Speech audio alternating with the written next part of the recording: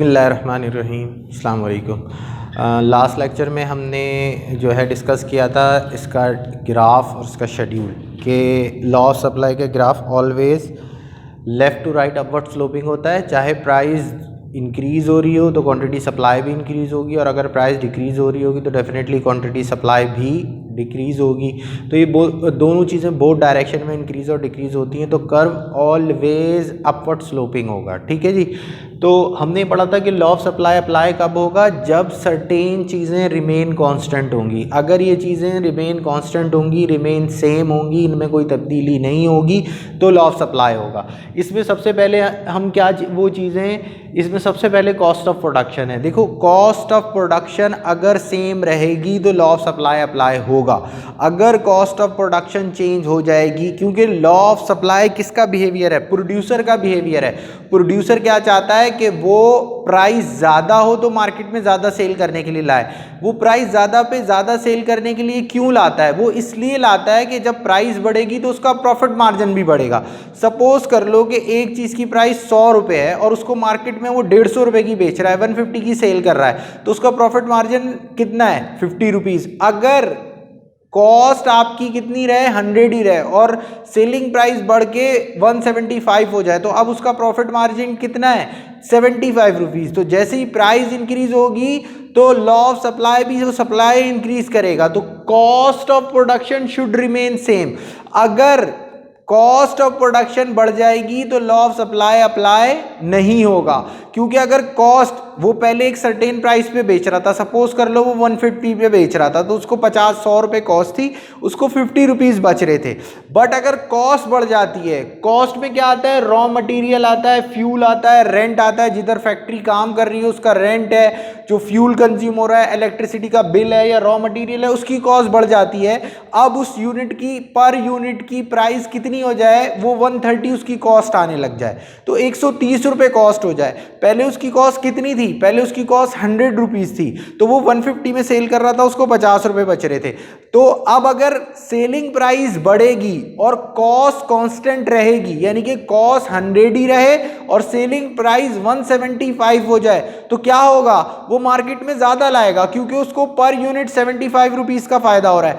But अगर cost आपकी बढ़ जाए, यानी कि अगर सेलिंग प्राइस आपकी 175 हो जाए और उस चीज़ की कॉस्ट 150 हो जाए, और 150 कॉस्ट क्यों होगी, क्योंकि रॉ मटेरियल महंगा हो गया, क्योंकि फ्यूल कॉस्ट बढ़ गई, क्योंकि रेंट इंक्रीज हो गया, क्योंकि लेबर ने अपने चार्जेस बढ़ा दिए महंगाई की वजह से, और क्योंकि इलेक्ट्रिसिटी महंगी हो गई। तो इन कॉस्ट ऑफ मटेरियल और इन चीज़ों, इनपुट की प्राइस के महंगे होने से क्या होगा, इसके महंगे होने से ये होगा कि उसकी कॉस्ट जो पहले 100 थी, अब वो उसकी कॉस्ट 150 पर यूनिट आ रही है। तो जब कॉस्ट 150 हो गई तो इवन के प्राइस ऑफ सेलिंग प्राइस बढ़े, पहले थे 150, अब 75 हो गए सेलिंग प्राइस, मगर उसको स्टिल 25 रुपीज़ बच रहे। जब वो चीज़ 150 रुपये में बेच रहा था, उसकी कॉस्ट 100 रुपये थी, तो उसको पर यूनिट कितना फ़ायदा हो रहा था, उसको 50 रुपये फ़ायदा हो रहा था। अब अगर सेलिंग प्राइस बढ़ गई, सेलिंग प्राइस कितनी हो गई, सेलिंग प्राइस बढ़ के 175 हो गई और कॉस्ट बढ़कर 150 हो गई, तो उसको कितना पर यूनिट बच रहा है, 25 रुपीज़। पहले कितना बच रहा था, 50 रुपीज़। तो वो 50 रुपीज़ जब बच रहा था, जब मार्केट में सेलिंग के लिए ज़्यादा लाएगा, या जब 25 बच रहा है तब मार्केट में सेलिंग के लिए लाएगा, तो डेफिनेटली जब उसको 50 रुपये पर यूनिट बच रहा था तब वो ज़्यादा लाएगा मार्केट में। मगर लॉ ऑफ सप्लाई क्या कहता है कि प्राइस के बढ़ने से सप्लाईज बढ़ेगी, तो प्राइस तो बढ़ रही है, पहले वो 150 रुपये की एक चीज़ बेच रहा था, अब सेलिंग प्राइस 175 है, मगर वो फिर भी मार्केट में ज़्यादा नहीं लाएगा। क्यों ज़्यादा नहीं लाएगा, क्योंकि कॉस्ट ऑफ प्रोडक्शन बढ़ गई, उसका प्रॉफिट मार्जिन कम हो गया। जब कॉस्ट ऑफ प्रोडक्शन बढ़ जाए, उसका प्रॉफिट मार्जिन कम हो जाए, तो लॉ ऑफ सप्लाई अप्लाई नहीं होगा। क्यों अप्लाई नहीं होगा, क्योंकि उसको सेलिंग प्राइस से कोई लेना देना नहीं है, उसको अपने प्रॉफिट मार्जिन से लेना देना है। सेलिंग प्राइस तुम 500 कर दो एक यूनिट की 150 से हटाकर, मगर अगर कॉस्ट उसकी आ रही है आपकी 480, ₹20 उसको बच रहे हैं, वो कभी भी मार्केट में बेचने के लिए नहीं लाएगा। मगर अगर एक चीज़ आप ₹100 की बेच रहे हैं मार्केट में, उसकी कॉस्ट आपको ₹20 पड़ रही है, ₹80 बच रहे हैं, तो वो ₹100 वाला यूनिट ज़्यादा मार्केट में बेचने की कोशिश करेगा, क्योंकि ₹100 वाले यूनिट पे बेचने के लिए उसको कितने पैसे बच रहे हैं, ₹80, और ₹500 वाली प्रोडक्ट या यूनिट बेचने पे उसको कितने बेच रहे हैं, ₹20। तो रेशनल क्या है कि भाई वो डेफिनेटली वो चीज़ बेचेगा जिसमें उसको ज़्यादा प्रॉफिट है। तो लॉ ऑफ सप्लाई अप्लाई होगा, कब अप्लाई होगा, जब cost of production should remain same. Clear है ये बात?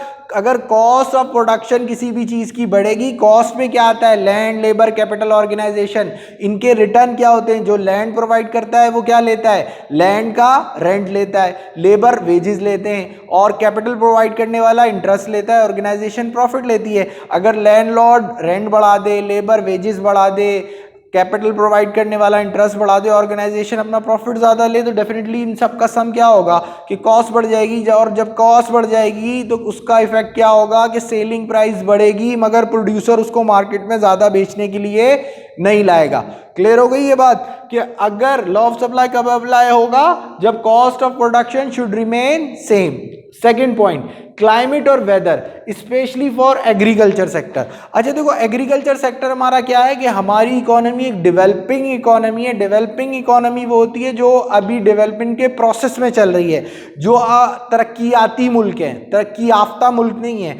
तो उन लोगों का मेजर डिपेंडेंट यानी कि पूरी पॉपुलेशन का ज़्यादातर हिस्सा एग्रीकल्चर पे बेस करता है, यानी कि उनके ज़्यादातर लोग एग्रीकल्चर से रिलेटेड होते हैं। जैसे हमारे पाकिस्तान में शहर बड़े कितने, कराची है, लाहौर है, और इस्लामाबाद है, कोयटा है, शहर 3-4 बड़े हैं, और जो विलेज एरिया है, रूरल एरिया है, दूर दराज के इलाके हैं, गाँव हैं, गोट हैं, वो बहुत ज़्यादा हैं, उनमें नंबर ऑफ पॉपुलेशन भी बहुत ज़्यादा है। तो ज़्यादातर लोग हमारे किससे रिलेटेड हैं, एग्रीकल्चर से। और एग्रीकल्चर में वेदर बहुत इंपॉर्टेंट रोल प्ले करता है। वेदर क्यों इंपॉर्टेंट, क्योंकि सारा एग्रीकल्चर डिपेंड करता है पानी पे, कि आपके पास पानी अच्छा होगा, ज़मीन आपकी जो है अच्छी फर्टिलाइज़र होगा, ज़मीन अच्छी होगी, ज़मीन की कंडीशन अच्छी होगी, तो आपकी क्रॉप्स होंगी, यानी कि फसल होगी।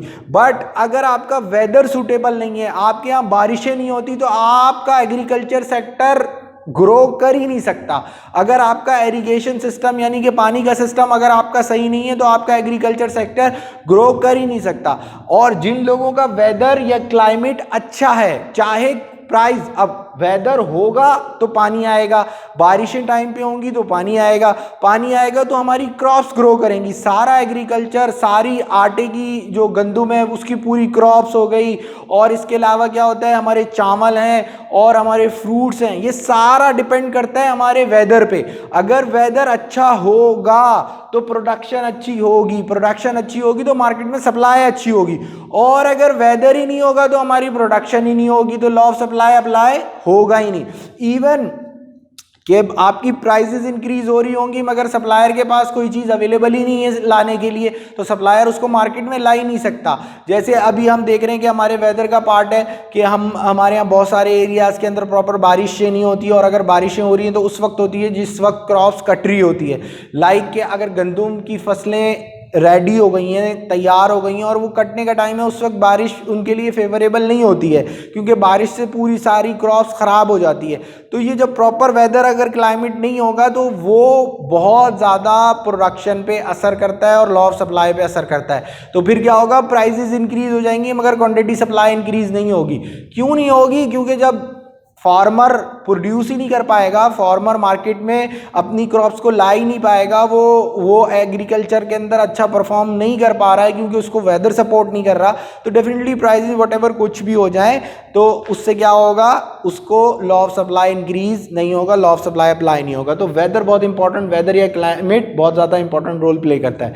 अच्छा, तीसरा नंबर 3 पे है टैक्सेस। टैक्सेस के अंदर आपका क्या आता है, देखो टैक्स क्या होते हैं, टैक्स गवर्नमेंट, जो गवर्नमेंट अपने सारे काम करती है, जो गवर्नमेंट आप जिस कंट्री में रह रहे हैं उसकी गवर्नमेंट आपके लिए रोड्स बनाती है, इंफ्रास्ट्रक्चर बनाती है, ये फ्लाईओवर्स बनाती है, ट्रेन का सिस्टम है, लॉ इन्फोर्समेंट, ये पुलिस वाले, ये रेंजर वाले, इनकी सैलरियाँ गवर्नमेंट फौज है उनकी सैलरियां, जो बॉर्डर पे तैयारे उड़ते हैं, ये सारा काम गवर्नमेंट करती है। तो गवर्नमेंट के कोई अपने बंदे को ही रखे हुए हैं गवर्नमेंट ने कि वो काम करके ला रहे हैं, तो वो क्या करती है, जो पूरी मुल्क की पॉपुलेशन है वो जो भी अर्न कर रही है उस पर वो टैक्स लगाते हैं। टैक्स मतलब कि कुछ एक सर्टेन पार्ट ऑफ इनकम आप गवर्नमेंट को दें, क्योंकि गवर्नमेंट आपको सिक्योरिटी प्रोवाइड कर रही है, गवर्नमेंट आपको बहुत सारी चीज़ें प्रोवाइड कर रही है। तो वो टैक्स कॉर्पोरेट टैक्स होता है जो कॉर्पोरेट पे लगता है, सेल टैक्स जब भी आप सेल करेंगे उस पर लगता है, वैल्यू एडिड टैक्स जैसे ही आप कोई प्रोडक्ट बनाते हैं उसके हर इंक्रीजिंग पार्ट पे जो टैक्स लगता है वो वैल्यू एडिड टैक्स कहलाता है।